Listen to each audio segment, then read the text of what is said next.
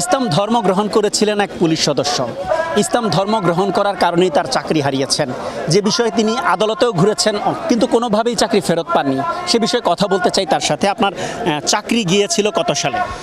2011-তে আমার নামে বিভাগীয় মামলা রুজু হয়। 12 সালে আমাকে ডিপার্টমেন্ট থেকে ডিসচার্জ করা হয়, আর কি ডিপার্টমেন্ট থেকে চাকরিচ্যুত করা হয়। আপনি চাকরিতে জয়েন দিয়েছেন কত সালে? 2002 সালের 30 এপ্রিল। ইসলাম ধর্ম গ্রহণ করেছেন কত সালে? ইসলাম গ্রহণ করেছি 8 সালে। জি, 2000।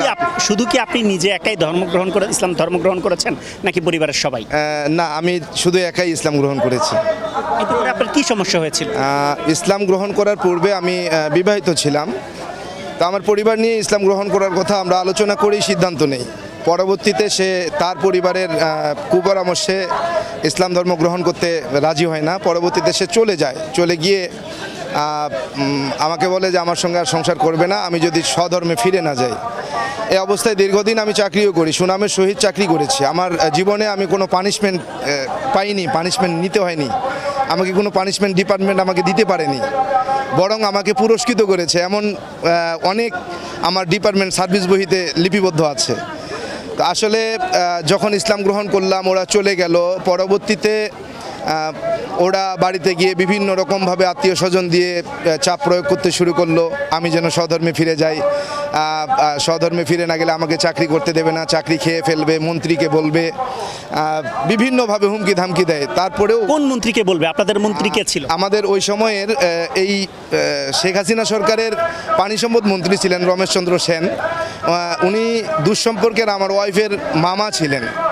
তো যেহেতু তাদের আত্মীয়, সেই সূত্রে তাদের একটা প্রভাব ছিল যে আমাকে চাকরি থেকে তারা সরাতে পারবে।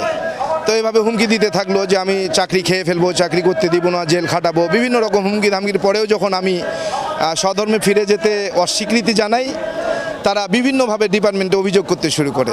পর্যায়ে পানি সম্পদ মন্ত্রীর প্ররোচনায় রোশানলে পড়ে তারা ডিপার্টমেন্টে নতুন নাটক সাজিয়ে আরেকজনকে স্ত্রী সাজিয়ে তারা নিয়ে আসে যে আমি আরেকজনকে বিয়ে করছি, অথচ তথ্য প্রমাণে, সাক্ষীতে, তদন্তে তার কোনো কাবিননামাও সে দেখাতে পারেনি এবং এটার কোনো সত্যতাও তারা দেখাতে পারেনি।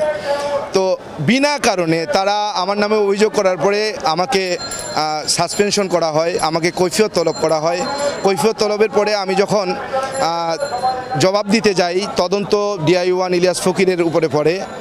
ইলিয়াস ফকির এটাকে সুষ্ঠু তদন্ত না করে তাদের প্রলোভনে পড়ে সেও আমার বিরুদ্ধে তদন্তের রিপোর্ট প্রদান করে। পরবর্তীতে আমার নামে বিভাগীয় মামলা রুজু হয়। 2011 সালে বিভাগীয় মামলা রুজু হয়। তো 11 সালে মামলা রুজু হলে এই বিভাগীয় মামলার তদন্ত ভার আবার কোর্ট ইন্সপেক্টর জালালউদ্দিনের উপরে ন্যস্ত করা হয়।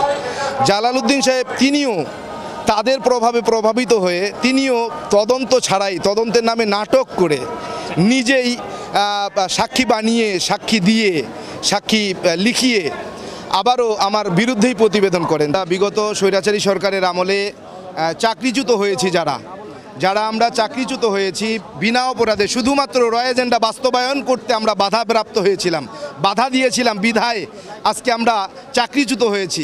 এই চাকরিতে নির্বাহী আদেশের মাধ্যমে আমরা যারা স্বৈরাচারী সরকারের আমলে যত ভাই বোন আমরা চাকরিচ্যুত হয়েছি, সবার নির্বাহী আদেশের মাধ্যমে চাকরিতে পুনর্বহালের জন্য আমরা এখানে একত্রিত হয়েছি, আজকে জমায়েত হয়েছি।